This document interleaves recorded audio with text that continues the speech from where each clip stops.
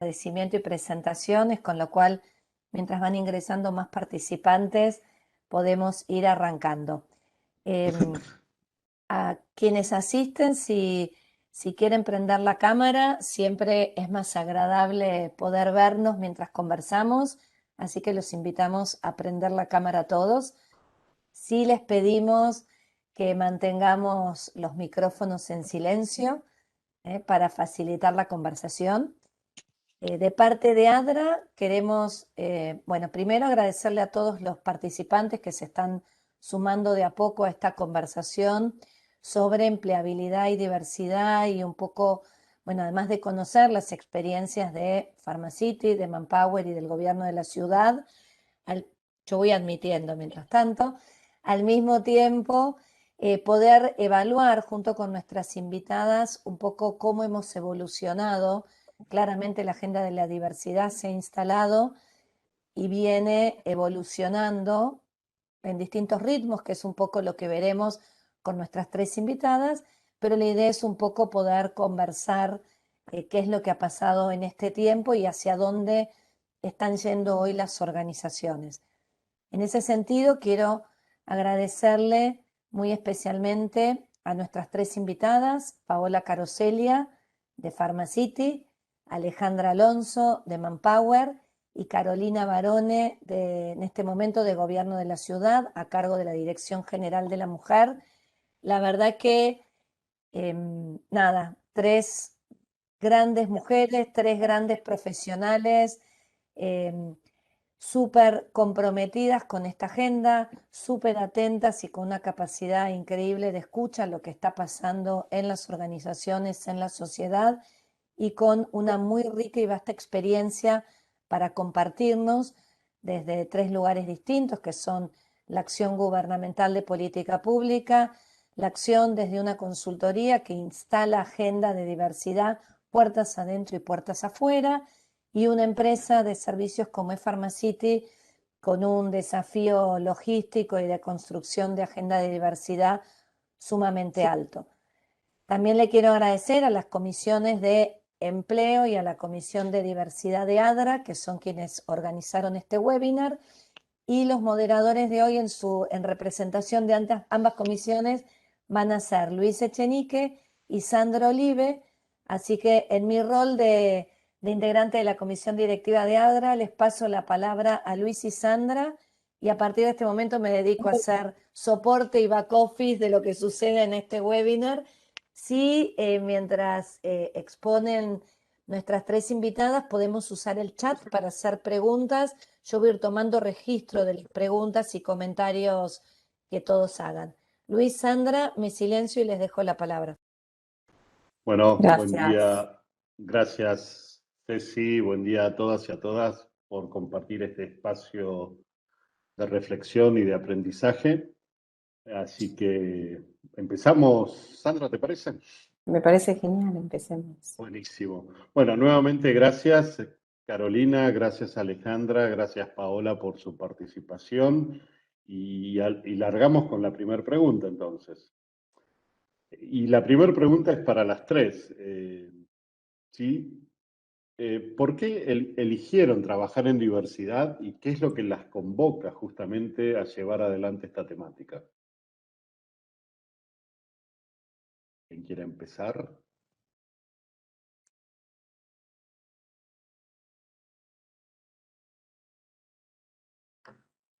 Bueno, si quieren empiezo yo.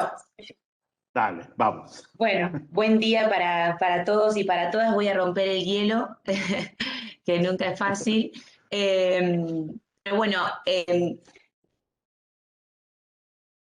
yo en realidad voy a empezar al revés. No sé si la elección fue trabajar en inclusión. Quizás la primera elección que hice fue trabajar en Pharmacity. Yo empecé como consultora externa de la compañía, dedicándome a la parte de empleos y de psicotécnicos. Yo soy psicóloga y así fue como empecé. Y hice el camino inverso, ¿no? Me fui desde la independencia a la relación de dependencia, pero siempre dije que si volví a tomar esa decisión tenía que ver con la compañía que me convocara y que yo sintiera que realmente valía la pena volver a lo corporativo.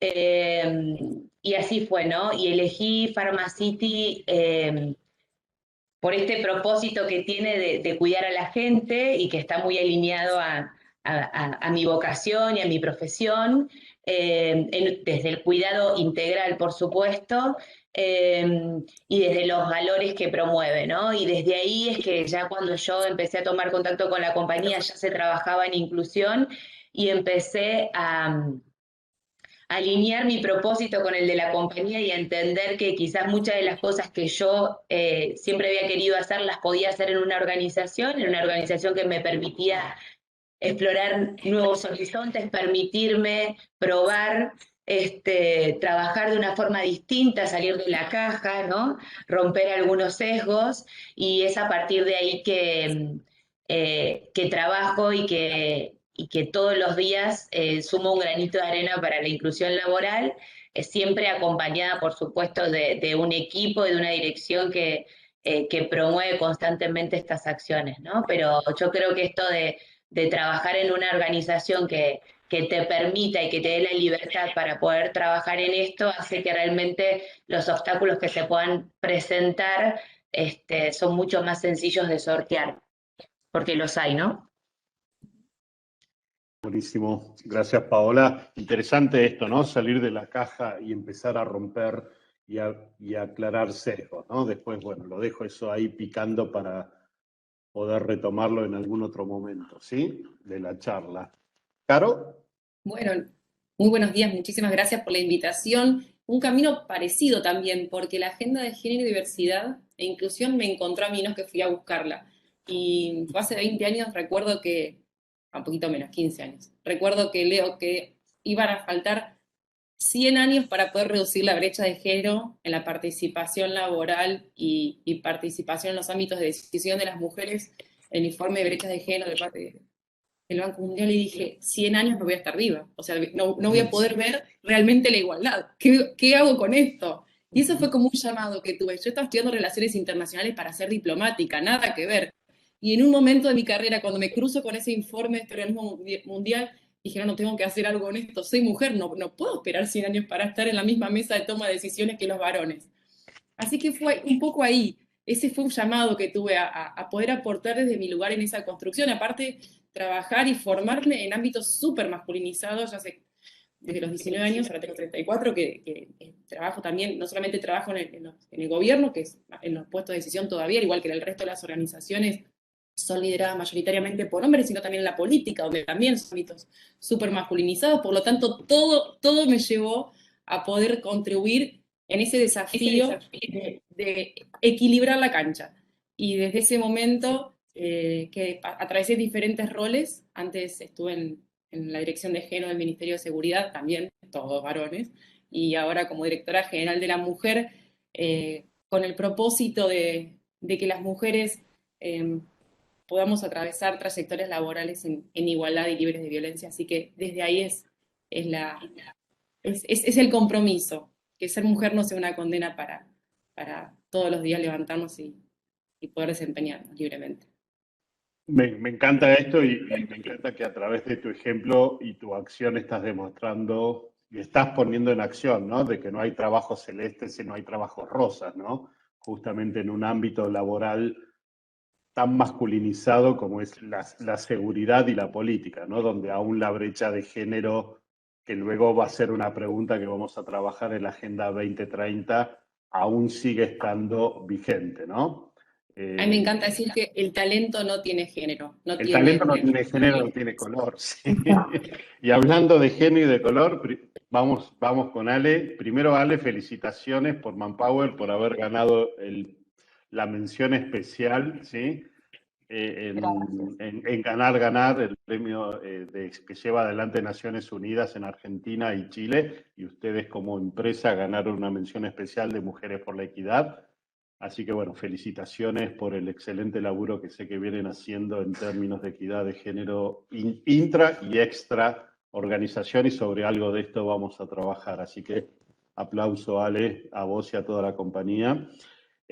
Bueno, sigamos entonces con esta misma pregunta, ¿no? ¿Qué fue lo que te convocó luego de esta larguísima trayectoria que tenés en Manpower, ¿no? Sí, muchos años en Manpower, más de 20, así que una linda trayectoria. A ver, particularmente le escuchaba a las chicas, en mi lado mi situación fue diferente. Yo me formé en todo lo que tiene que ver en temáticas de discapacidad, es mi formación de grado. Trabajé muchísimos años en barrios de emergencia con jóvenes de bajos recursos. También fui maestra de alfabetización de adultos. Así que durante muchos años, mientras que estudiaba y trabajaba, mis fines de semana era justamente dedicado en eso, ¿no? Y tuve la oportunidad en Manpower, ahí en plena crisis en ese momento, 2001-2002, donde pude presentar un proyecto que tenía que ver en principio sobre la inclusión laboral de personas con discapacidad, entendiendo que recursos humanos y diversidad van de la mano, o sea, y que se podía llegar a implementar. En ese momento era bastante utópico hablar de eso. De hecho, me miraban raro como diciendo incorporar personas con discapacidad. Así que bueno, ahí empecé, me dieron la posibilidad a desarrollar ese proyecto dentro de la organización, así que bueno, fui en principio por discapacidad, y después a lo largo de estos 15 años que estamos desarrollando diversidad dentro de la organización, me focalicé justamente en colectivos que hoy están en desventaja, ¿no? Más allá de personas con discapacidad, también en adultos mayores de 45 años, todo el tema de la incorporación de la mujer también en posiciones de liderazgo, y también todo el tema de violencia de género, ¿no? Trabajando también muy fuerte con el tema de refugiados, con temas de diversidad sexual, digamos, todos colectivos a medida que vamos detectando, y también tenemos ahora en proyectos avanzar con otros colectivos más en desventaja, que podamos ser desde el rol que tenemos desde consultoría, ser un puente al empleo, ¿no? A la incorporación, con lo que eso significa un trabajo en la vida de la gente, ¿no? Así que, bueno, así empezó mi desarrollo en temas de diversidad. Buenísimo. Gracias, Ale. Wow, la Sandra. verdad que sí, la verdad que las escucho hablar a las tres y cuántos desafíos, ¿eh? Hicieron tanto. La siguiente pregunta es para las tres también, y la pregunta es: ¿qué cambió en tu organización a partir de hablar sobre la diversidad y tomar la decisión de incorporar la diversidad? No sé quién quiere arrancar. A ver, había arrancado Paola, así que podemos ir con vos también. Bueno, en realidad cambian muchas cosas, ¿no? Hay que repensar, les diría, desde los procesos hasta las herramientas que utilizamos para generar una verdadera inclusión. Pero el mayor cambio o el mayor impacto se da en el clima de trabajo de los equipos de los equipos diversos, ¿sí? Nosotros trabajamos hoy puntualmente en 4 pilares, que son vulnerabilidad, discapacidad, género y comunidad LGTB+.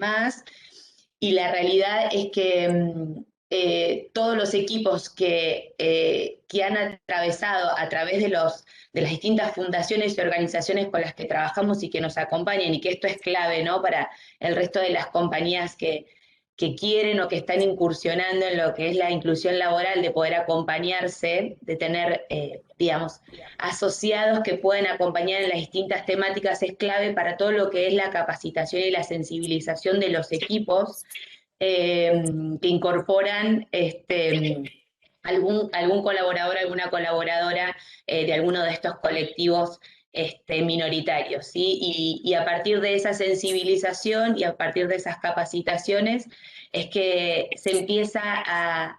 los equipos empiezan a tener mejor clima, empiezan a ser más empáticos con el otro, empiezan a poder tener una actitud mucho más positiva sobre los obstáculos de la vida diaria, cuando ven que quizás nuestro compañero, nuestra compañera atraviesa obstáculos mayores, ¿sí? O que le ha sido mucho más difícil el acceso, algo que para la mayoría está mucho más a la mano, ¿no? Y ese baño de realidad, por decirlo de alguna manera, y ese contacto con otras realidades, genera un impacto muy positivo en el clima, en el trabajo en equipo, en fomentar las acciones colaborativas,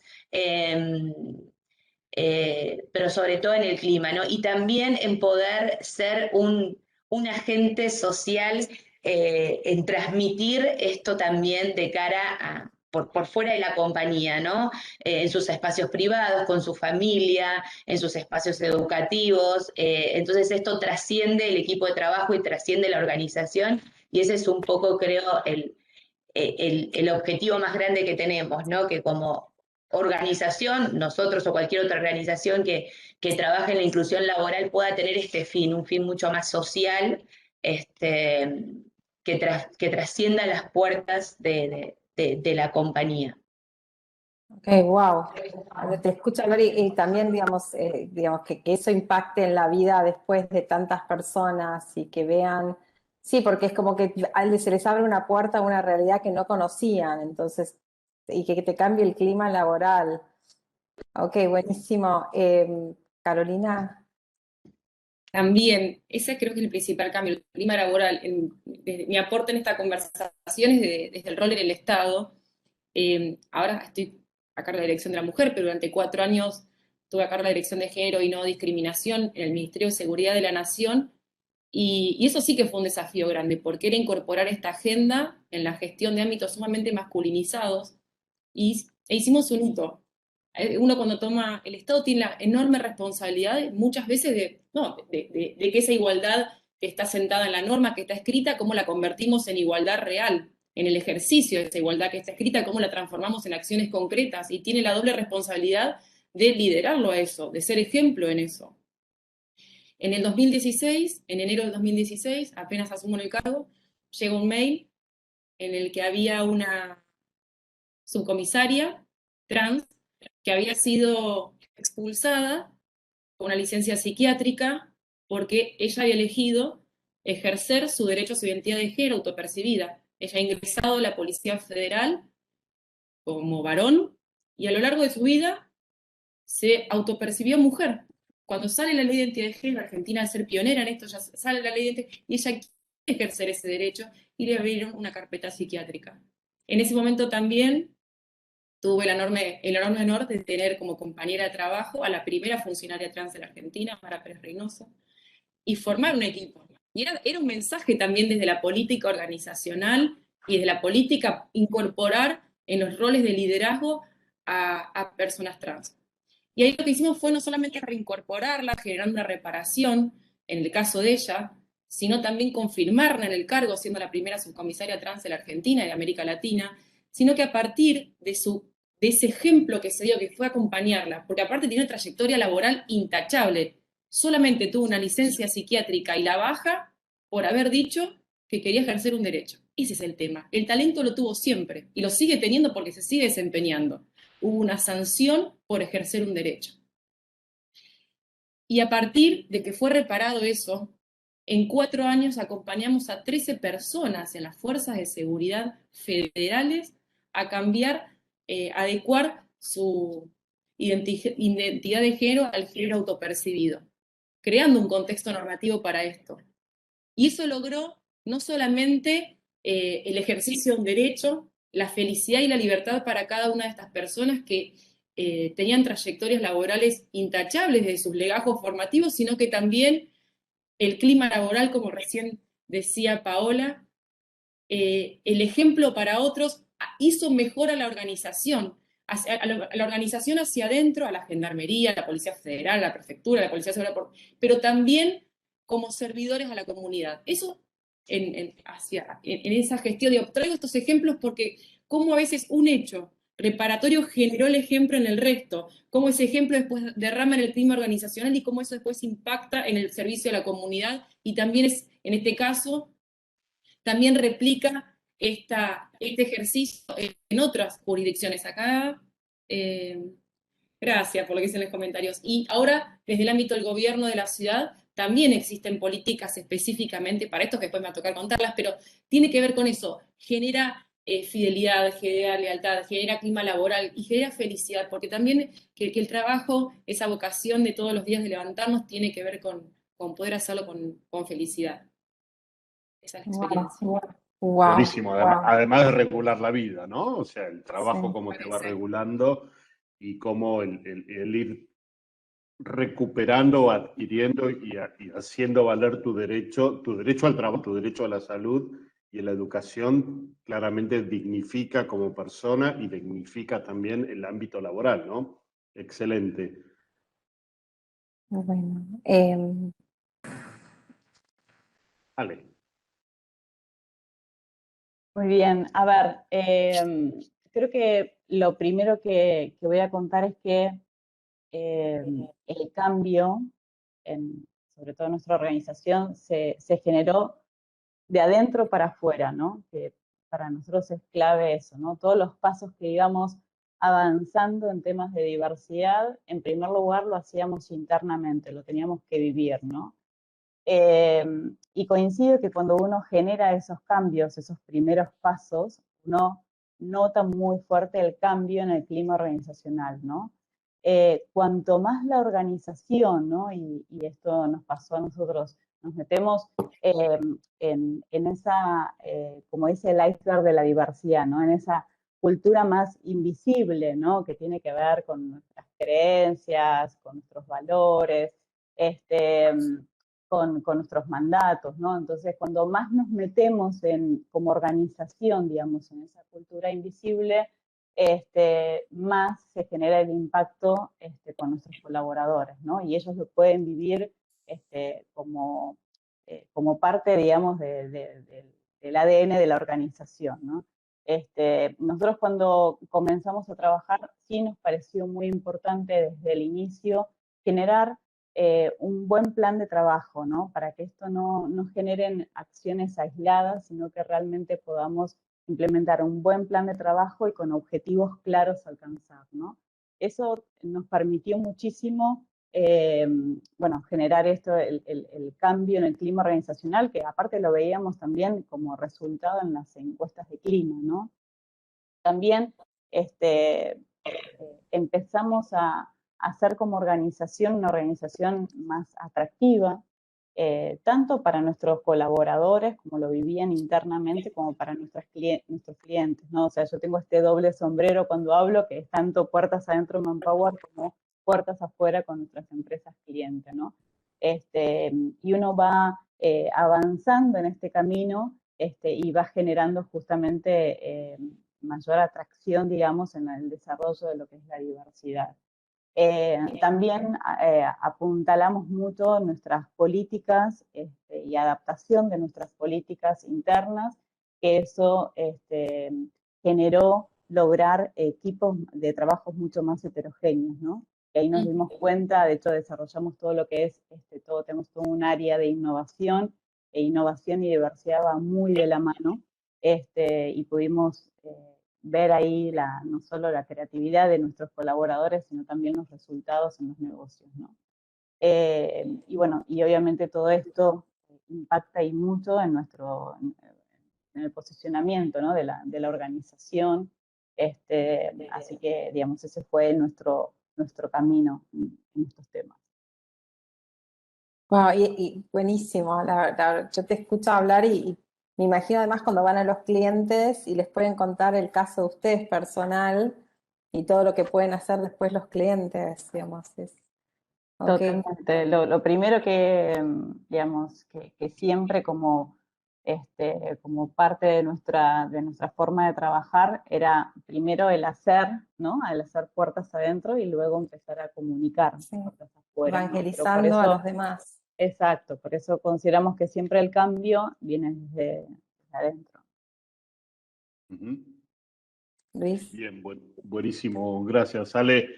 A ver, las tres plantean tres herramientas, tres pilares importantes, ¿no? Claramente el principal es el respeto, ¿sí? El respeto a la diferencia, el respeto a la contribución, ¿sí?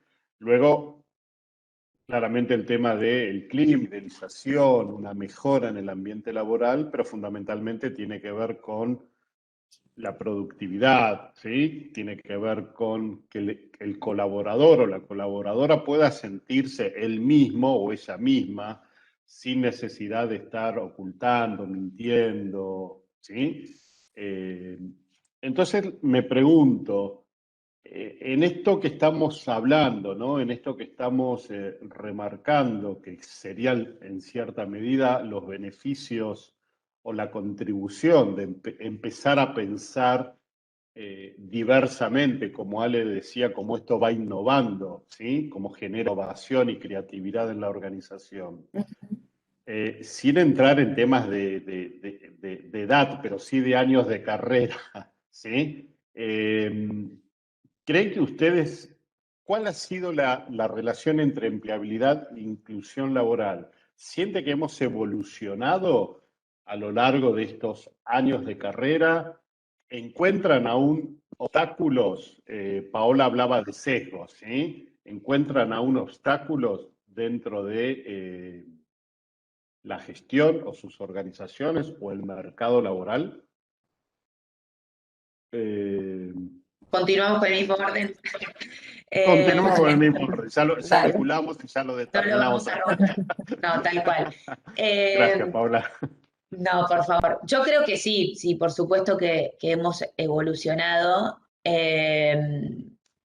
aunque todavía queda un largo camino por recorrer y creo que el camino que queda es poder seguir siendo el norte para muchas otras organizaciones y organismos en este trabajo de la inclusión, ¿no? Y también poder seguir acompañando a estos colectivos minoritarios en sortear los obstáculos que también se le presentan a ellos o que ellos mismos tienen de cara a poder trabajar en las organizaciones, ¿no? A nosotros nos ha pasado muchas veces que hemos generado distintas instancias, incluso tenemos acciones puntuales en las que trabajamos exclusivamente la inclusión laboral, por ejemplo, las acciones de Hotchel o de Cyber Monday, que son las ventas, estas acciones comerciales online, en donde sumamos un montón de personal y solemos hacerlo exclusivamente con estas fundaciones, ¿no?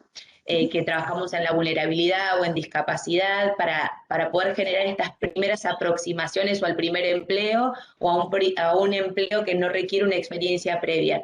Y muchas veces nos ha pasado que son los mismos candidatos o las mismas candidatas las que tienen ciertas dificultades para llegar a nosotros, ¿no? O creen que esa oportunidad no va a ser para ellos si no se presentaran a las entrevistas, o han tenido experiencias realmente muy negativas o incluso violentas, ¿no? Con otras organizaciones o con otras empresas o en entrevistas laborales, que hace que haya dejado una experiencia bastante negativa para poder enfrentar nuevas oportunidades. Entonces creo que evolucionamos sí, pero que tenemos que seguir, no tenemos que abandonar, tenemos que seguir este camino acompañando tanto a las organizaciones que quieren emprender este camino como a aquellas, como los candidatos y las candidatas de estos colectivos minoritarios para que puedan también sortear esos obstáculos y realmente puedan empezar a tener experiencias más positivas y darse esa oportunidad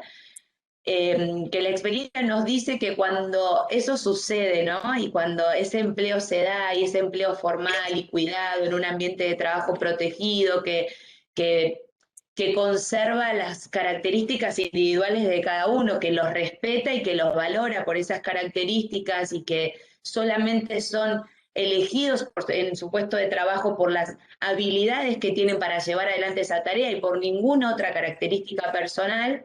Cuando eso se da, ya es un camino que no hay vuelta atrás, ¿no? Ya es un camino hacia adelante, hacia el crecimiento, hacia tener otras oportunidades, incluso que los motiva también a seguir creciendo, capacitándose, desarrollándose. Y creo que la evolución no siempre está en la oportunidad del empleo, ¿no? Del empleo directo. Es decir, tengo un puesto de trabajo y voy a incluir o voy a trabajar en la inclusión de estos colectivos, sino que también está como organización poder brindar herramientas previas para que esa adquisición del empleo se dé, ¿sí? Pensemos que en general son colectivos que no tienen la misma oportunidad de aprendizaje, de capacitación, de formación, entonces también sería muy egoísta de nuestra parte creer que vamos a lograr la inclusión si no damos herramientas para esa empleabilidad, ¿no? Que puede ser desde un simple armado de un CV y una presentación en una entrevista hacia herramientas que pueden ser la atención al cliente, conceptos básicos para la venta, pueden ser conceptos logísticos, bueno, hablo de lo que es nuestro negocio, ¿no? Pero es decir, nosotros podemos y tenemos las manos y los conocimientos para poder brindar esas herramientas, y eso es también parte del trabajo que solemos hacer con las fundaciones y los organismos que trabajamos para poder aportar a la empleabilidad en un 360, ¿no? No solo en la posición, en la oportunidad real de un empleo, sino también en las herramientas para la empleabilidad, que puede ser finalmente un colaborador que se suma a la organización, pero también puede ser que esas herramientas finalmente las ponga en práctica en otra organización, y para nosotros también es un objetivo cumplido. Buenísimo, gracias Paola. Claramente ustedes trabajan con el 100% o prácticamente todos los diferentes colectivos o las multitudes de entidades que conforman los distintos, ¿no? O hacen foco en algún colectivo en especial. Nosotros trabajamos en vulnerabilidad socioeconómica con las fundaciones que, digamos, trabajan en esa línea. Después trabajamos con discapacidad, tenemos distintos tipos de discapacidad, intelectual, física. Después, en género, trabajamos, por supuesto, en lo que tiene que ver con la equidad de género, y en la comunidad de LGTB+, bueno, trabajamos con todos los colectivos que sean dentro de ese pilar, ¿sí? Buenísimo. Esos son para nosotros nuestros pilares de diversidad por el momento. Bárbaro. Caro, ¿sentís Buenísimo. que hemos evolucionado? Sí, evolucionamos, sin embargo, la brecha todavía y el camino a recorrer todavía es muy largo, y de vuelta se requieren medidas de acción afirmativa para poder acortar estas brechas. Y hablo de acción afirmativa dejando atrás el concepto viejo de discriminación positiva, que son estas medidas que nos permiten acelerar los procesos de cambio, acelerar el camino hacia la igualdad real. Ahí está I+D, a mí me encanta decir I+D al cuadrado, es innovación y desarrollo más inclusión y diversidad. ¿Cómo podemos pensar esta I+D al cuadrado en la gestión integral de las diversidades en nuestras organizaciones, tanto público como privadas? Pensar en la gestión de las diversidades en las organizaciones tiene que ver con este paradigma 360 que decía Paola, en el respeto, como decías vos antes, Luis, en el respeto al credo, a la religión, en la incorporación de personas de diferentes etnias, de diferentes nacionalidades, respetando la orientación sexual, digo, gestionar en la diversidad porque la sociedad es diversa. Porque lo contrario, exacto, en la construcción de la igualdad, sí, no, pero no somos todos diferentes, porque lo contrario a la igualdad no es la diferencia, lo contrario a la igualdad es la desigualdad. La diferencia es eso que nos enriquece y nos hace únicas a las personas.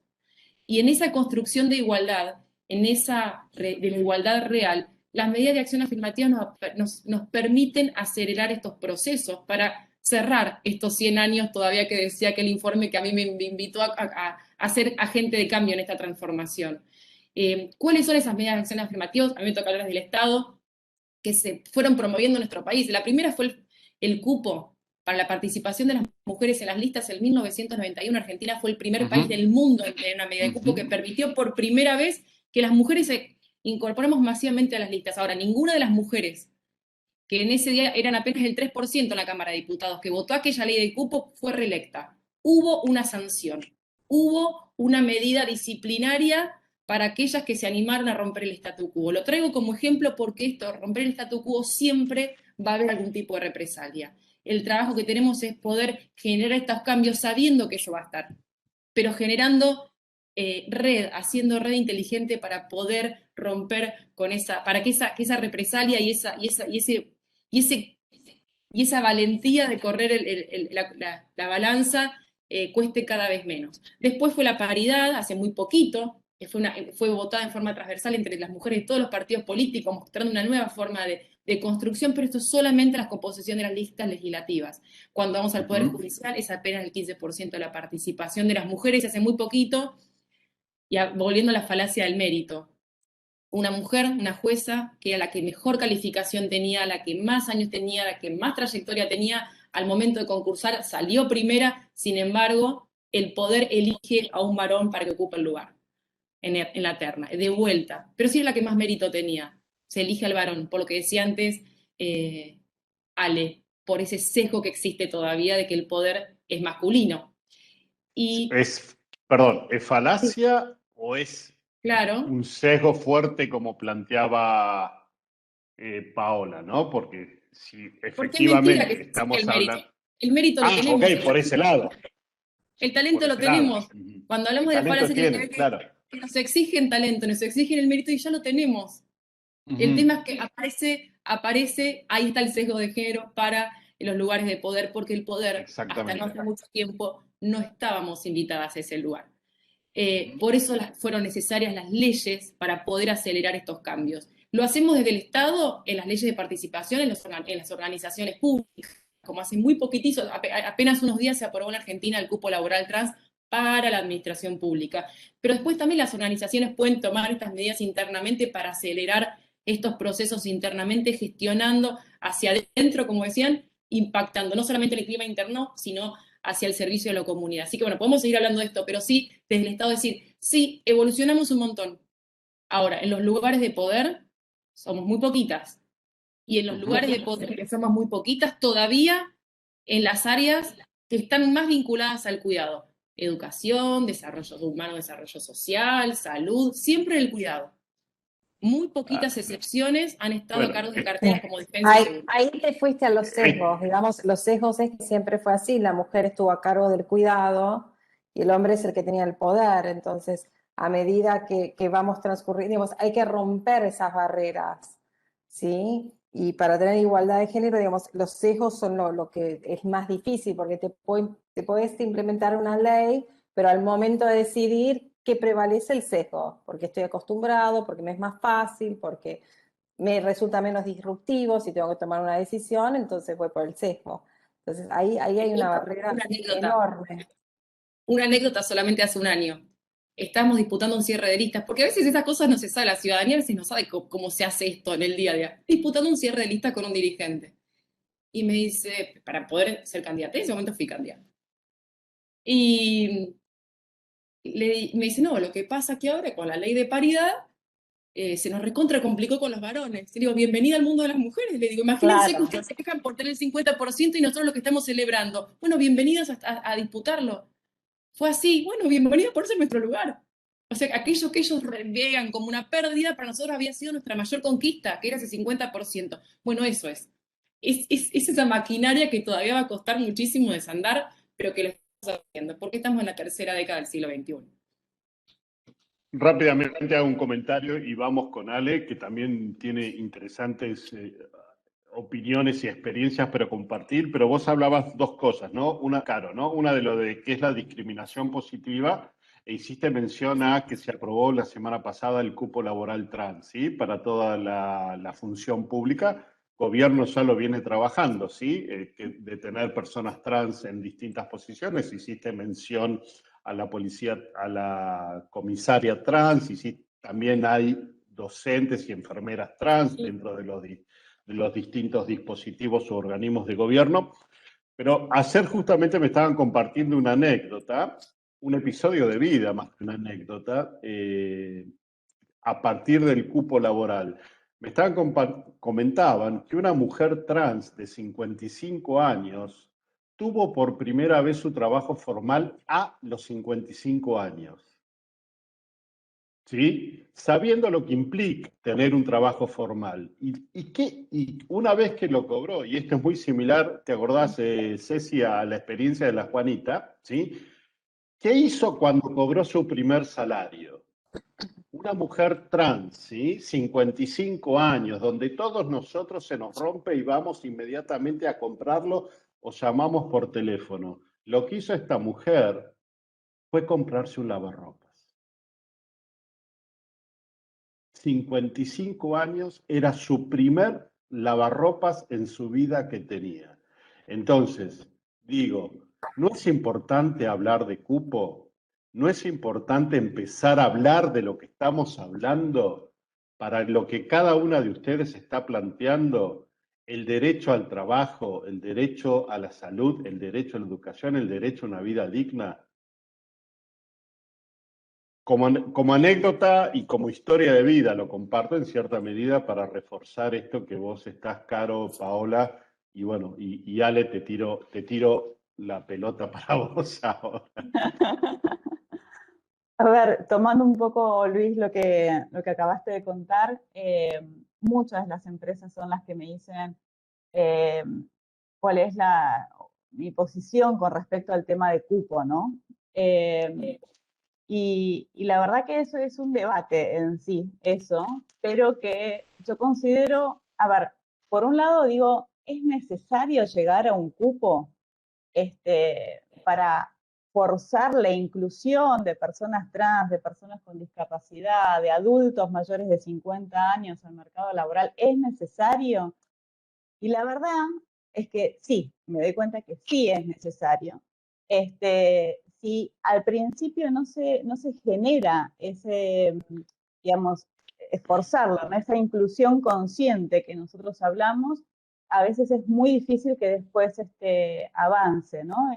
Y por experiencia después se empieza a naturalizar y ya a veces no es necesario la obligación legal, sino que ya uno lo hace por convicción, ¿no?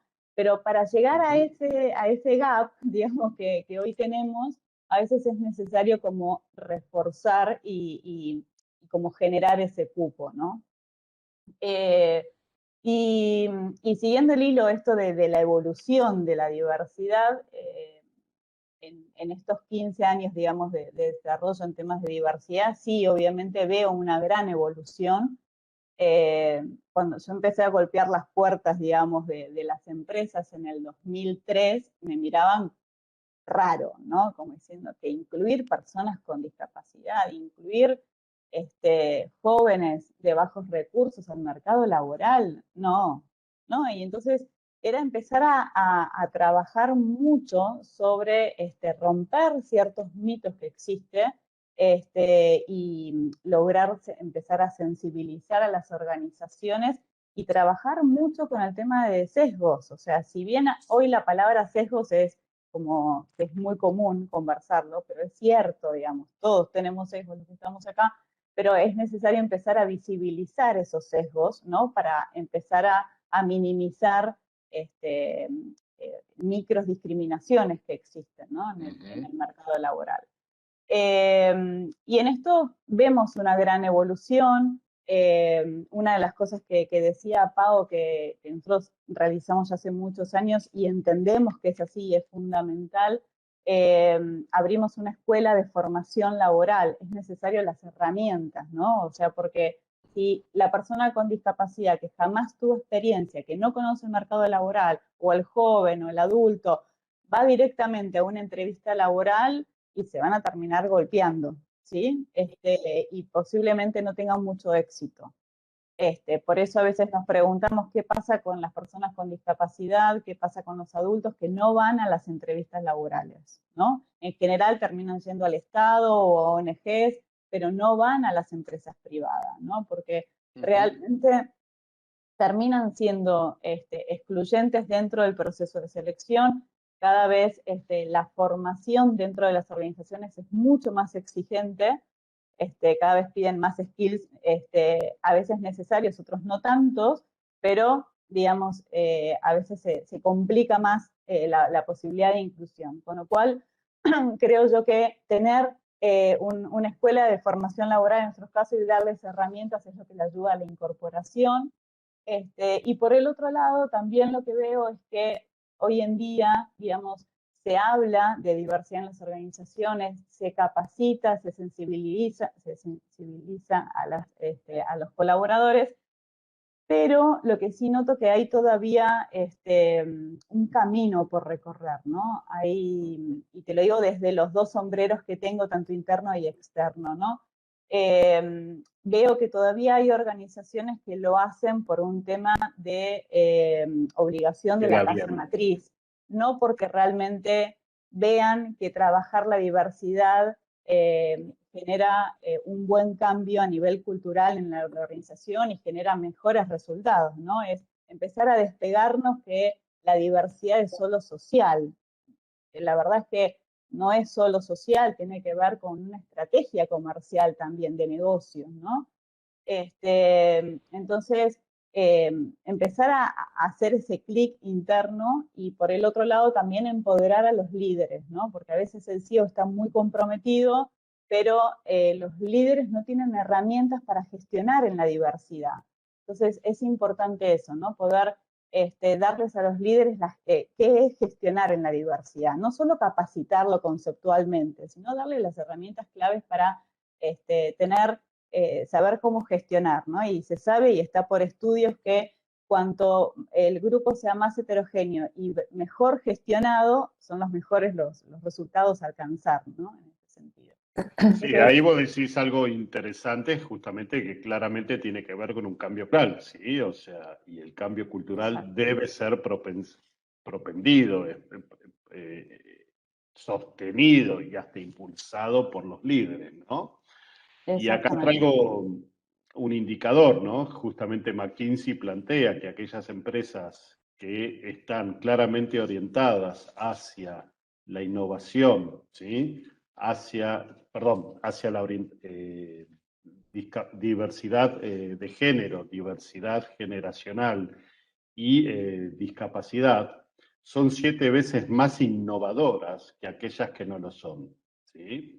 Entonces mirá si no es realmente importante esto que vos estás planteando, también lo que plantea Paola y Caro, ¿sí? En términos de innovación, de generar un ambiente inclusivo y pensar justamente esto del cambio, ¿no? Cómo llevamos adelante este cambio, cómo capacitamos, hasta cómo empoderamos a los CEOs de la organización en términos de mirá cómo podemos mejorar los resultados de la compañía o desde el punto de vista de lo que es el Estado. Mirá cómo podemos ser un Estado mucho más eficiente y un Estado mucho más presente, ¿sí?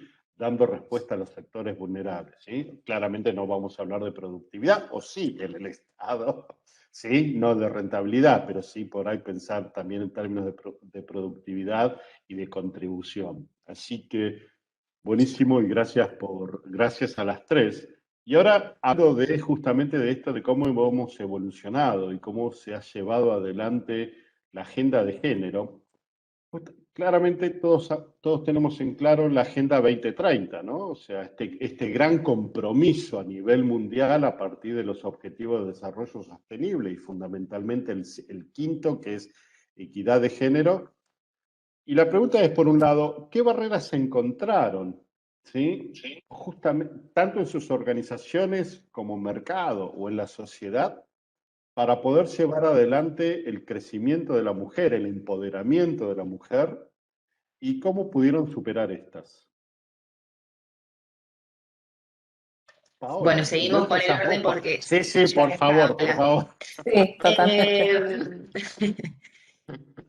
Bueno, a ver, en nuestro caso sucede quizás algo distinto a lo que puede pasar en muchas organizaciones. Nuestra proporción es mayor de mujeres que de hombres dentro de la organización y todo nuestro proceso de atracción está, digamos, comandado de alguna manera por el género femenino, es decir, que en general solemos tener muchas más candidatas que candidatos, excepto en algunas áreas, ¿no? En algunas áreas como puede ser la tecnología, como pueden ser las áreas de supply. Y ahí vuelve a tomar sentido esto que hablábamos antes, que no solo tenemos que trabajar en la generación del empleo, de la oportunidad real del empleo, sino también en la capacitación, porque lo que sucede en esas áreas es que no hay o no se fomenta o la mujer está excluida de algunos espacios que están sumamente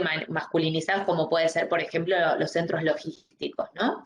Entonces, de repente, cuando aún queriendo forzar el cupo, como decía Caro, que también es una disyuntiva que nos planteamos todo el tiempo, aún cuando uno quisiera forzar ese cupo, es cierto que uno no cuenta con las candidatas para poder quizás llegar a esa instancia forzada. Entonces, desde ese lugar es que nosotros lo que estamos trabajando, hicimos la firma de los webs con ONU Mujeres, hicimos un diagnóstico, de ahí es donde nos pusimos a analizar todos estos datos para entender cómo estábamos posicionados en lo que era la equidad de género y el desarrollo y el crecimiento de las mujeres dentro de la organización, y sin duda la mayor oportunidad está en el desarrollo, no tanto en la incorporación de mujeres, sino en el desarrollo, y esto sin duda, digamos, viene de la mano del cambio de mindset de nuestros líderes también, ¿no?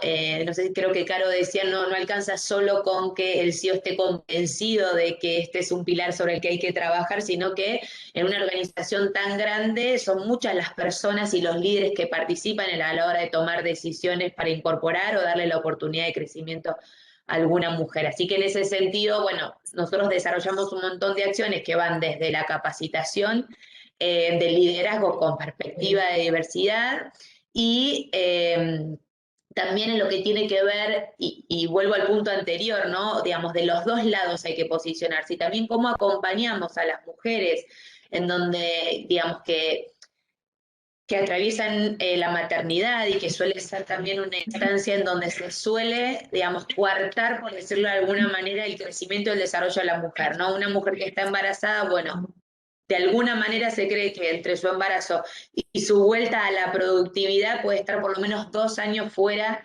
de su profesión o el desarrollo de su profesión. Entonces, en esa línea es necesario acompañar desde los beneficios y desde la cultura de la organización a esas mujeres. ¿Cómo? Con licencias extendidas, con soft landing y con, por supuesto, garantizando la equidad de oportunidades independientemente de esa situación que está atravesando, que en este caso es la maternidad, pero que podría igualarse a cualquier otra situación que pueda atravesar un hombre, que también podría hacer que su energía no esté 100% a disposición de su desarrollo y de su crecimiento profesional, ¿no? En definitiva se trata de eso.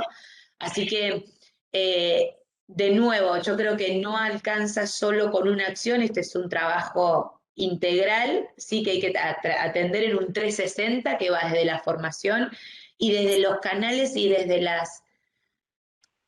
los dispositivos que podemos generar para lograr esa verdadera equidad, ¿no? Así que ese es un poco el trabajo que hacemos nosotros desde Pharmacity. Buenísimo, gracias. Y además en esto de la maternidad, soft landing, reingreso temprano, también tenemos muchas veces pensar el acompañamiento del vientre no gestante, ¿no? Que claramente también es en este momento de tareas de cuidado y de nuevas masculinidades, cómo debemos acompañar y también capacitar y educar justamente a este otro sector de la población. También acompaña al vientre gestante o vientre no gestante, o claramente también en parejas homoparentales, ¿sí? Que me imagino cada uno de ustedes tiene harta experiencia por ahí que compartir y contar, que en alguna de sus organizaciones alguna de estas situaciones debe haber. Pero me parece que si nos metemos en esto me van a empezar a gritar todos y es es para otro webinar. Así que las vamos a estar convocando para otro webinar. Caro, dale. Igual me diste pie, voy a dar un ejemplo. O sea, ejemplos no sobran, porque es bueno la realidad. Uno puede bajar la palabra y lo abstracto a lo concreto, la cosa tiene jugo. Hablaba, ¿no?, de las barreras. Y no estaba preparado el pie, ¿eh? Y no estaba preparado. Están estas barreras, están las barreras formales e institucionales, es lo escrito, está prohibido que, o se admiten solo varones, o sea, está la barrera formal. Ahora iré a contar ejemplos concretos de este siglo. Y están las barreras culturales informales también. Esto que no está escrito ni está prohibido, pero siempre hubieron hombres. Entonces, las barreras formales, por ejemplo, hace 3 años, está todo el sistema de bomberos voluntarios en Argentina, que uno piensa bomberos voluntarios. Tiene una mirada, ¿qué organización hay? Son 942 cuarteles, son 44.000 personas del sistema bomberil, es una organización bastante grande como para pensar en una organización, una gestión que es jerárquica, de logística, federal. Todavía había algunas organizaciones que solamente permitían la participación de varones en el cuartel. O sea, todavía había organizaciones que por escrito, hasta la barrera formal, las fuerzas de seguridad hasta el 2009 no podían ingresar en el mismo escalafón los varones y las mujeres. 2009, no 1900, 1850. Recién en el 2009 las personas en la gendarmería y en la prefectura pueden ingresar a la par. Y es dispar en otras fuerzas, pero recién ahora se empiezan a ver los resultados de la incorporación en la parte de abajo de la pirámide, ni hablar en la conducción, que nos llevará otras cuantas décadas. Digo, entonces barreras formales por un lado, y después están las barreras informales. En ningún lugar decía que una mujer no podía ser piloto de la Policía Federal Argentina, por ejemplo. Su padre había sido piloto. Tuvo 3 hijos, los 2 mayores, uno contador, otro ingeniero, ninguno quiso seguir la carrera de su papá. La hija mujer quiso ser pilota. No estaba escrito que estaba prohibido que podía hacerlo, pero siempre habían sido varones pilotos. Hasta que un día va la norma y dice, no, ninguno dice que está prohibido, y se anota.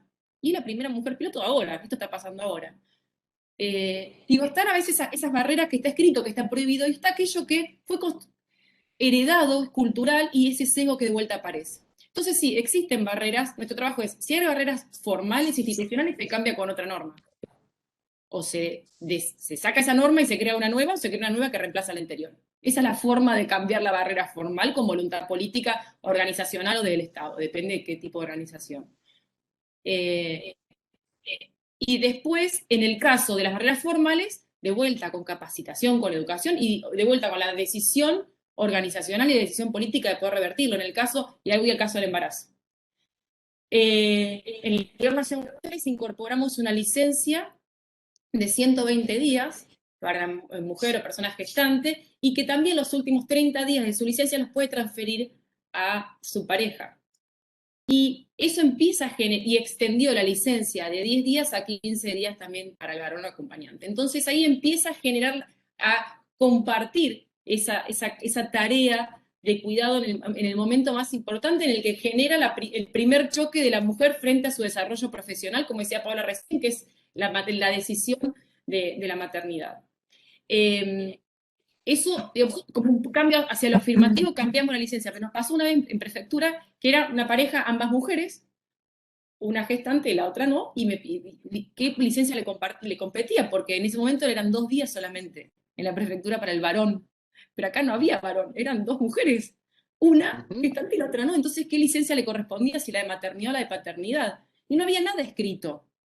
Y esto fue hace 3 años, no fue de vuelta a 1850. Hubo que tomar, a veces hay que tomar decisiones donde queda lo que llamamos la jurisprudencia, en este caso administrativa, porque no hubo un cambio de ley, pero una decisión de cambiar ante un hecho, qué decisión se tomaba y compartir de vuelta esa tarea de crianza. Bueno, es eso, cómo las organizaciones nos empiezan a aparecer desafíos de cambio internos, entonces tenemos la decisión, o nos adelantamos o siempre vamos a la reactiva. Lo importante es no expulsar y abrazar en el desempeño y en el desarrollo tanto de los trabajadores internos, pero también, en nuestro caso, en la mejora del servicio a la comunidad. Buenísimo. En relación a esto también hay una anécdota, justamente cuando se aprueba la ley de identidad de género, vienen 2 hombres, un hombre que estaba trabajando en una organización y dice, me caso. Entonces, ¿qué le preguntan? ¿Y el nombre de tu esposa? Y lo más grave de esto era que cuando van a completar el legajo personal, ¿viste? Automáticamente, en lugar de salirle de poder el espacio de nombre masculino o de esposo, le salía esposa en el sistema, propio sistema, ¿no? Cómo los hechos también impactan en las organizaciones y van cambiando los procesos, van cambiando la cultura organizacional, ¿no? El día a día, la realidad que vamos viviendo, cómo va cambiando día a día los procesos organizacionales, ¿no? Y también ahí, claro, entiendo la función de recursos humanos, la función de los líderes de diversidad en términos de estar alerta y atentos a cada uno de estos cambios que van sucediendo en las organizaciones, ¿sí? Ale, la próxima le damos primero a vos, sí. No hay problema, no hay problema. No, escuchando esto que vos decías, Luis, es cierto, de a poco se va generando, ¿no? Yo digo siempre que la diversidad esto es un proceso en sí, ¿no? O sea, no es de un día para el otro, esto es un proceso y acorde a estos espacios, por ejemplo, de compartir, de poder debatir y escuchar nuevas experiencias, es lo que a uno le ayuda como para ir también modificando internamente, digamos, sus políticas o sus acciones, ¿no? A ver, en temas digamos, en base a esta pregunta, un poco con lo que dijo Pau, nosotros también en Manpower Group estamos bastante iguales, somos 51% mujeres y un 49% hombres, ¿no? Y ya, digamos, Manpower es como empresa y Frey, ¿no? Hace ya más de una década que venimos identificando y trabajando más que nada en lo que es la conciliación de la vida laboral y personal, ¿no? Justamente el objetivo fue igualar las condiciones tanto para el hombre y la mujer, dando flexibilidad en tiempo y espacio para ejercer la maternidad y la paternidad. Por eso generamos varias políticas internas, tanto bueno, para padres, para madres, para familias adoptivas, monoparentales, digamos, en fin, digamos, tenemos diferentes políticas que fuimos adaptando y hoy en día tienen la posibilidad de ir tomándoselos e ir alternándolo. Así que la verdad que en ese sentido ayudó muchísimo, más allá de todo lo que es la flexibilidad horaria y goce, digamos, sobre todo para líderes, por ejemplo, tenemos una semana más de vacaciones, tenemos tiempo para hacer trámites, digamos, tenemos bastantes políticas de flexibilidad que ayude al crecimiento y al desarrollo profesional y obviamente hacerlo, a sentirse parte, ¿no? de la organización. Y como bien yo te decía, tengo este doble sombrero, desde Manpower venimos, tenemos todo un área de investigación y hace unos años, que los invito a todos a buscar esta investigación, lanzamos un paper que tiene que ver con 7 pasos hacia una inclusión consciente, ¿no? Los invito a encontrarlo, está en la web, en la parte de investigaciones. Es muy interesante porque es una guía práctica para facilitar una mayor, digamos, participación de la mujer en posiciones de liderazgo y proponen soluciones prácticas para lograrlo, ¿no? Hay veces que uno escribe muchas políticas y muchos programas y todo, pero no se lleva al hecho, ¿no? Entonces, esto tiene 7 pasos muy claros para que uno lo pueda implementar dentro de su organización. Y una de las barreras que se identifican dentro de este estudio es un alto porcentaje de una cultura más masculina, arraigada, ¿no? Y que a veces los propios hombres son los que admiten que es importante empezar a derribarlo. Después otra de las barreras también, a veces la falta de compromiso del número 1, que también eso impacta, o mismo la falta de esquemas de trabajo flexibles, ¿no? Como veníamos recién hablando todo, la importancia de generar estos esquemas de trabajo flexible. Y también algo que es clave es el ejemplo de los líderes, ¿no? Esto de tener el respeto por el otro, de capaz no contactarlo el fin de semana o no mandarle mails después de su horario laboral. Tratar de también como líder dar ese ejemplo, ¿no? Que a veces cuesta y mucho, ¿no? Sí, con lo cual, digo, no se trata, digamos, cuando no se trabaja todo lo que es la cultura organizacional, sobre todo en temas de, como veníamos hablando, de sesgos inconscientes y de estereotipos, por más que el CEO esté comprometido, tiene que permear dentro del liderazgo y dentro de los colaboradores, ¿no? Por eso es importante que las organizaciones vayan generando, digamos, medidas y políticas concretas, trabajando en su cultura organizacional, ¿no es cierto? Y teniendo un liderazgo de ejemplo, digamos, eso sería más el camino hacia lo que es la paridad, ¿no? Y recién como al principio decía Caro, es importante dejar de hablar de género, ¿no es cierto?, para empezar a hablar de talento, y esto es clave, ¿no? Ujú. Totalmente. Sabes que yo Buenísimo. tenía un cliente, una vez estaba ahí hablando con el gerente general y querían promover que más mujeres quisieran estar en el directorio y decían, no voy a poder porque no voy a tener balance de vida, tengo que buscar a mis hijos al colegio, a tal lugar, a todo. Entonces promovieron algo donde vos estabas en una reunión de directorio y decías, me tengo que levantar, me tengo que ir, mi hijo me espera en el colegio, me tengo que llevar a mi hijo a gimnasia, me tengo que llevar a... Entonces era promover y ahí así lograron que más mujeres quisieran tomar posiciones en el directorio. Encima era una empresa orientada hacia la mujer y eran todos hombres en la dirección. O sea, no está bien esto. Y por otro lado, te escuchaba hablar y hay muchas chicas más jóvenes hoy en día que dicen no quiero tener hijos porque no quiero renunciar a mi carrera. Que quieras o no, siempre termina renunciando la mujer a algo, o al trabajo, o los horarios, o todo. Entonces, hay también, creo que, una educación también desde las casas, ¿no? Donde hay que compartir, y por algún motivo, volvemos a los sesgos, hay hijos, y siempre es uno en la pareja, digamos, o en la mayoría de los casos, sean matrimonios igualitarios, lo que sea, pero siempre hay uno que se hace cargo. Entonces, ¿cómo dividimos y cómo educamos también a la población, ¿no? Porque las empresas pueden hacer mucho, pero si no trasladamos eso a otro lugar, nos vamos a seguir dando contra la pared. Bueno, eso es lo que hablaba Sandra de la cultura invisible, ¿no? Cuando hablamos del famoso iceberg de diversidad, cuando hablamos de la cultura invisible, es importantísimo trabajar en esa cultura que es el 90%, digamos, de nuestra organización. Si no empezamos desde ahí, desde chicos, somos nosotros que tenemos que cambiar el chip con nuestros hijos, nuestra forma de hablar, nuestra forma de pensar, para que las generaciones que vienen atrás realmente puedan vivirlo de una manera mucho más natural, sin cupos, sin políticas que tengan que obligar a esto, ¿no? Yo tengo una hija de 12 años que siempre me escucha hablar y me dice, mamá, ¿te dedicas a esto? Me dice, pero esto es re común, como diciendo que la inclusión de personas trans, si esto es común, mamá, ¿por qué no? Claro. Bueno, ojalá todos Para tuvieran las esa generaciones mirada. más jóvenes, para las generaciones más jóvenes es algo más transparente y hasta tan mal visto conversar sobre estos temas porque es como, ya ahí estás metiendo el sesgo, entonces ¿para qué hablas de algo que es obvio? El respeto ya viene dado, debiera venir.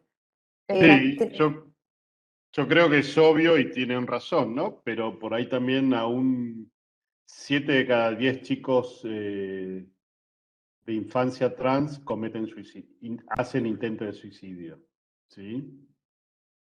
Con lo cual también creo que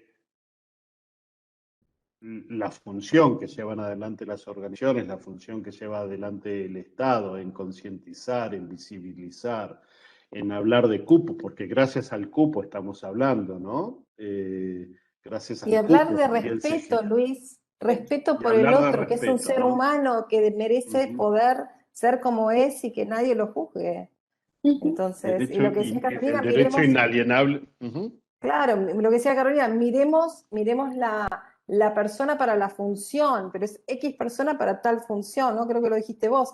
No miremos el género, digamos. No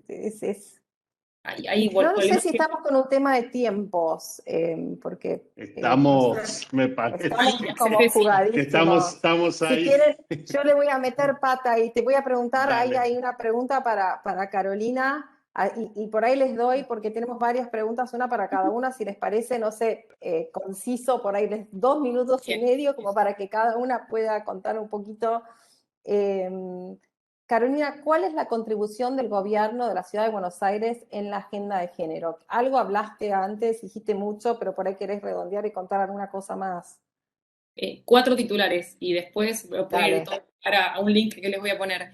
El gobierno de la Ciudad de Buenos Aires hace muy poquito inauguró un portal para la igualdad de género donde está toda la información centralizada, como una ventanilla única donde todas las organizaciones público-privadas, vecinas de la ciudad pueden acceder y van a encontrar herramientas tanto para empleabilidad, violencia de género, desarrollo de sus propios emprendimientos, está todo ahí. Hay 6 botones, ingresan al que y está todo concentrado la información, indicadores de género, para aquellas que estén haciendo investigaciones hoy en día. La Ciudad de Buenos Aires es la única ciudad en toda América Latina que tiene un sistema de indicadores de género donde monitorea la estadística con perspectiva de género para tomar decisiones. Imagínense una empresa que tiene que decidir dónde pone un local, o dónde hace un edificio, o dónde instala un hogar para adultos mayores. Bueno, todo eso te lo permite estos indicadores sociodemográficos que están pensados con esta mirada. Pueden ingresar al portal único de la Ciudad de Buenos Aires para la igualdad de género. Contamos también con la licencia especial por violencia de género para trabajadoras del gobierno de la ciudad. Todavía no es una ley nacional, entonces cada jurisdicción o cada organización puede incorporar herramientas para garantizar trayectorias laborales libres de violencias. Ahí es fundamental las áreas de recursos humanos. Que en cada área de recursos humanos haya un equipo, más allá de la capacitación a todo el equipo, pero áreas especializadas para la gestión de esta licencia especial por violencia de género, que lo que hace es despatologizar esa licencia, porque hasta ahora, si no está esta figura de la violencia de género como licencia especial, se caen en licencias o por enfermedad o psiquiátricas. Y la persona no está ni enferma ni tiene una cuestión de salud mental, está atravesando una situación de violencia de género. Hay que ponerles las cosas por su nombre y poder acompañarla. Claro, No solamente con el acceso a este derecho que es la licencia, después cada organización puede definir si son 3 días, si son 5 días, si son 20 días.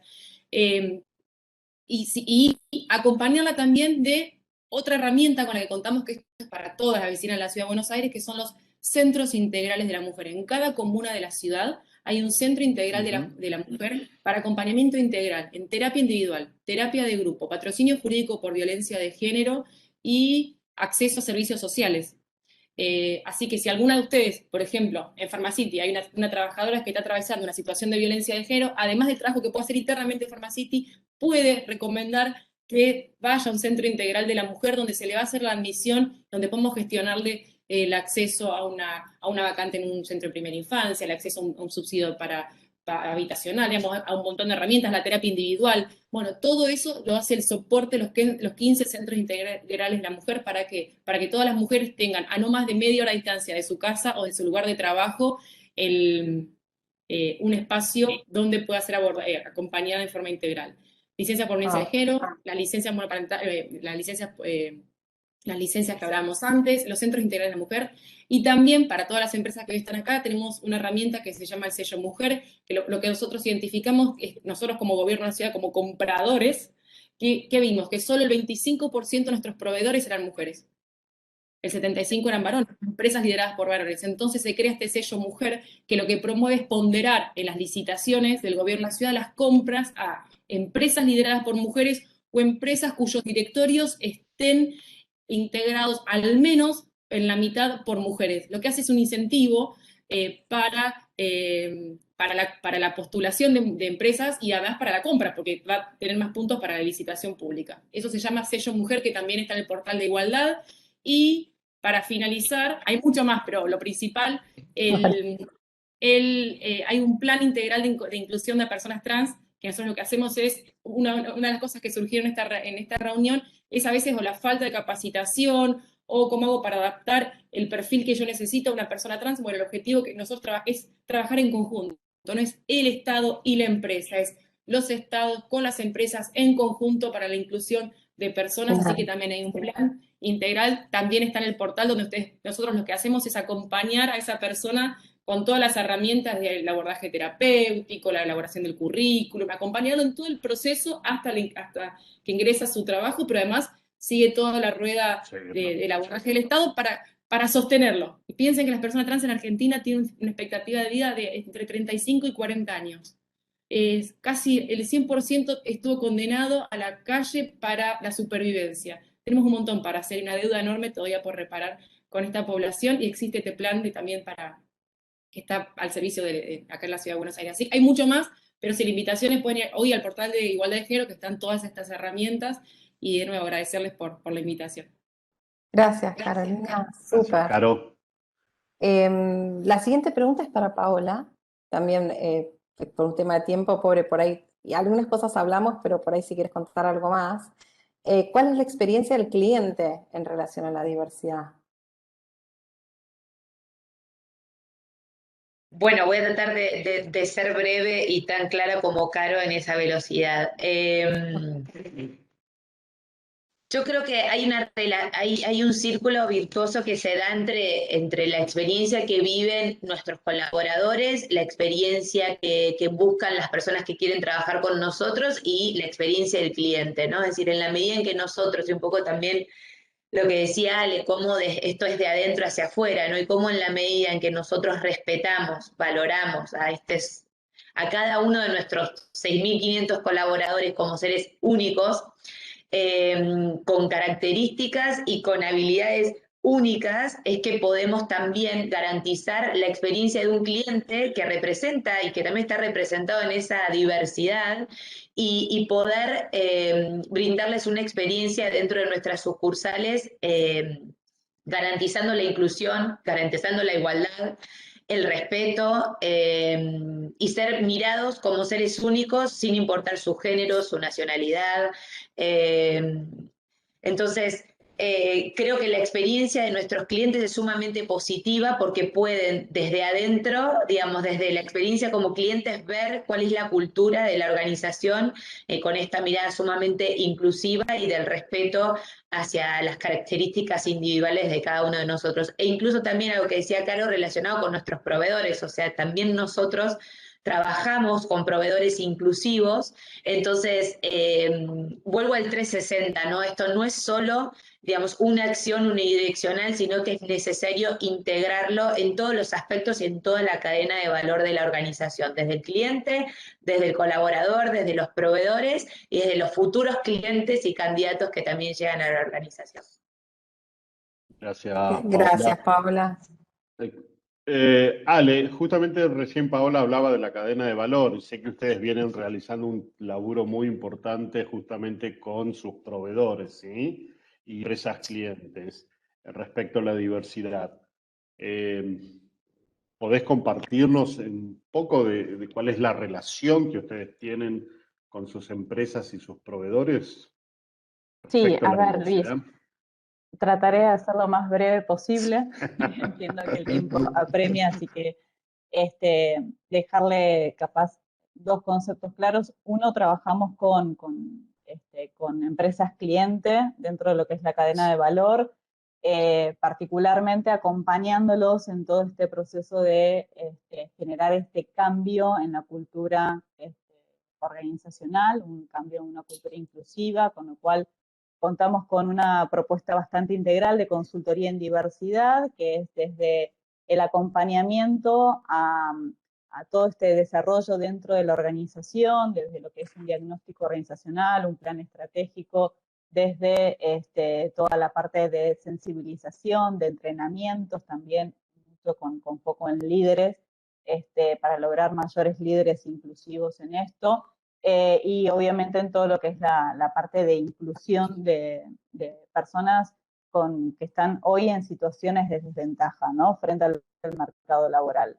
Y luego con los proveedores trabajamos también muchísimo, más desde el área de sustentabilidad, acompañándolos y acercándolos más en la temática de diversidad a través de capacitaciones, y generando, digamos, el compromiso también interno en todo lo que es compras inclusivas, ¿no? Así que, digamos, con nuestra cadena de valor trabajamos en esos dos ámbitos. Buenísimo. Me Trataré parece una de experiencia resumir lo que más pude. Gracias. Impresionante. Yo No, me me parece quedaría todo el día trabajando, acá hablando con ustedes, porque la verdad que es súper, está para una charla larguísima. Yo lo que pasa es que por ahí algunos se tienen que ir y no quería que se Sí, perdiera nada. No, me parece importantísimo esto que hablan de la cadena de valor y los proveedores, ¿no? Y cómo de esta manera también estos microemprendimientos, coordinados o liderados o llevados adelante por mujeres, llevan adelante también la inserción en el trabajo formal, que tanto es lo que bregamos a partir de las distintas acciones desde ADRA, desde cada una de las posiciones que ustedes ocupan en sus diversas organizaciones, ¿no? Y muy someramente, muy rápidamente, así por lo menos podemos responder una pregunta del público, que hay unas interesantísimas preguntas. Pero así, straight to the point, directo al punto, ¿sí? un sueño. Vamos con Ale primero, así Cambiamos el orden. cambiamos. Paola, no te ofendés, ¿no?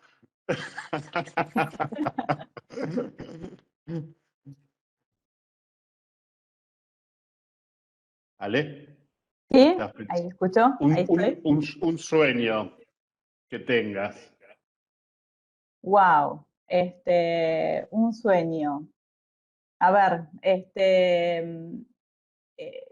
soñar con una sociedad totalmente inclusiva, ¿no? Donde no sea necesario ni siquiera estos espacios, y yo siempre digo, y me puedo dedicar al arte, que es lo que a mí también me apasiona. Así que, pero bueno, seguir luchando por esto, creo que siempre van a aparecer determinadas situaciones donde tendremos que trabajar digamos, con este cambio de mentalidad, con trabajar mucho en nuestros sesgos y poder lograr de esta manera ir derribando las barreras para lograr un mundo mucho más inclusivo. Que creo que todo lo que estamos acá hoy y nos dedicamos a compartir este espacio, buscamos esto, ¿no? El respeto, la aceptación por el otro y generar esta inclusión, que como decía Caro, estadísticamente una persona trans no puede, digamos, tener o fallecer, digamos, a los 35, 40 años dedicando, dar su vida en esto, ¿no? O sea, tiene que ser un mundo mucho más equitativo para todos, ¿no? Y con oportunidades, más que nada para todos. Buenísimo, gracias, Ale. No, ¿Caro? Bueno, 2 sueños, ¿puedo? Porque tengo un sueño que es mi propósito de vida, y es que trabajar para que ser mujer no sea una condena todos los días, y que salir a la calle no sea una amenaza. En Argentina 2 de cada 3 mujeres asesinadas son asesinadas por violencia de género, y es la Por principal violencia de causa género. de mujeres en nuestro país. Entonces ahí digo, muerte violenta. Ahí digo, bueno, todavía mi propósito en la vida está enfocado en eso y va a seguir hasta el último día de mi vida, seguramente. Mi sueño es ese, que un día me levante y que no haya un femicidio. Y hay 160.000 abusos sexuales en nuestro país por año. Entonces también todos los días pensando en cómo podemos trabajar para revertir esa agenda de la violencia extrema que nos atraviesa todos los días y que está. Y el otro sueño más grande, en Argentina 7 de cada 10 niños que nacen pobres. Así que me encantaría, antes de que me vaya para otra vida, poder ver un país basado en el desarrollo, en el trabajo y en la educación, con los pilares con los que fue fundado. Voy a trabajar también para eso. Sí, mi sueño es también volver a una Argentina del desarrollo y del trabajo y la educación, en esos valores. Buenísimo, muy interesante lo que decís, ¿no? Y esto del 7 de cada 10 niños pobres, cómo terminan en estigmatizados, no accediendo al trabajo, no accediendo a la educación y hasta con un desarrollo intelectual por debajo, ¿no? Y claramente cómo pierden derechos, ¿no? Después hablamos de derechos ganados, pero cómo pierden derechos la pobreza y cómo la pobreza te es tercera, te corta, te impacta negativamente en los derechos básicos, la educación, salud y el hogar, ¿no? Buenísimo. Pau, ¿tu sueño? Ahora. Bueno, yo tengo muchos también, pero me voy a acoplar a los de Caro y a los de Ale, que por supuesto los comparto plenamente, y voy a ir a algo quizás más concreto y más terrenal de hoy, de esta webinar que nos convoca, que es la inclusión laboral, y sueño con la desaparición del CV y que realmente nos podamos dar la oportunidad de conocer a las personas por lo que verdaderamente son, por lo que verdaderamente tienen para dar, no importa todos los datos personales que se describen, ni desde dónde viven, ni qué edad tienen, ni cuál es su género. Y ese es, digamos, quizás el objetivo que espero que alcancemos muy dentro de poco tiempo. Creo que estamos en ese camino, así que quizás ese es el sueño más cercano que tengo. Y que nos demos la posibilidad en ese encuentro en el uno a uno de aprender del otro, ¿no? Que yo creo que algo que no dijimos, pero lo que aprendemos permitiéndonos trabajar en la inclusión laboral es un tesoro que nos llevamos, que nos damos esta posibilidad. Así que alentar a que todos puedan atravesar esa experiencia también, que es sumamente enriquecedora, porque sin duda que aprendemos de todos y de cada una de las personas con las que nos encontramos en este camino. Excelente, Paola, y a meterle pata que el 2030 viene, ya se acerca, ¿eh? Falta poquito para el 2030. Falta poco. Falta poco para el 2030, ¿eh? No sé si hay alguna pregunta, alguna quiere hacer rápidamente un comentario. Sandra, ¿vos querés preguntar algo? Ya estamos contrapasados. Veo la cara de Ceci así. No, yo por ahí si hay alguien que quiera abrir micrófono y hacer alguna pregunta puntual de algo, porque hay algunas preguntas que tiraron en el chat que creo que se fueron Pero respondiendo. que ya fueron respondiendo. Claro, entonces tampoco repetir, así que por ahí si hay una pregunta que alguien quiera abrir micrófono y hacer alguna pregunta general o alguna de las tres para que podamos responder y tengan ese espacio, los invitamos a que... ¿Nadie? Bueno, entonces damos cierre porque nos super pasamos de tiempo. Nos super pasamos, ¿sí? No sé si quieren prender todos la cámara, si sacamos una foto. Sí. Daba para quedarse una hora más, digamos, Sí. y seguir reflexionando. Les agradecemos. Total. La verdad, las tres estuvieron muy generosas y abiertas y compartieron muchísimo y creo que fue muy rico todo lo que escuchamos. Y la verdad que las escucho y ya, la verdad que todo lo que hicieron, un aplauso, la verdad que, y gracias por compartirlo. Bueno, muchísimas gracias a todos y a todas. Realmente para mí fue también una experiencia súper enriquecedora, motivadora, inspiradora, ¿sí?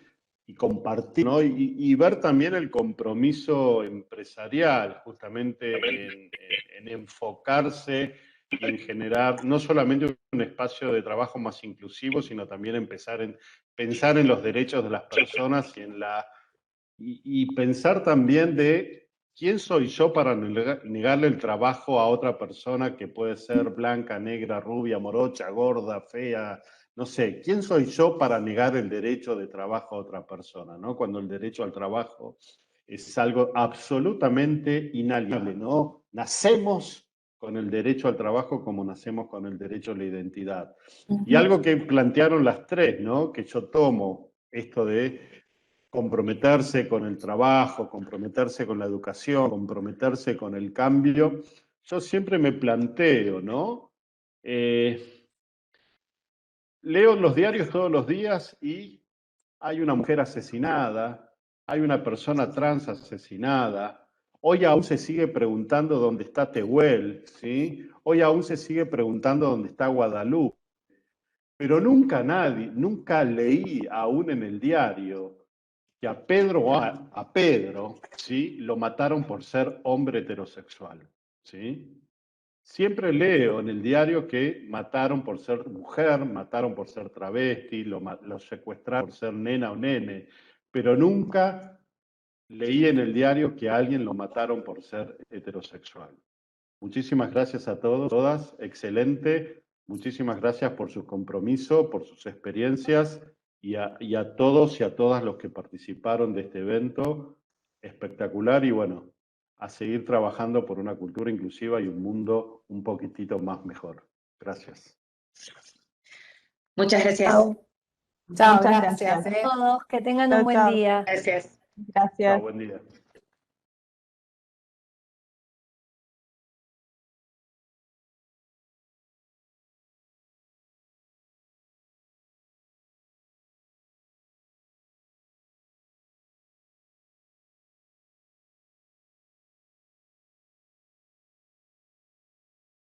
¿Dejaste de grabar ya, Ceci?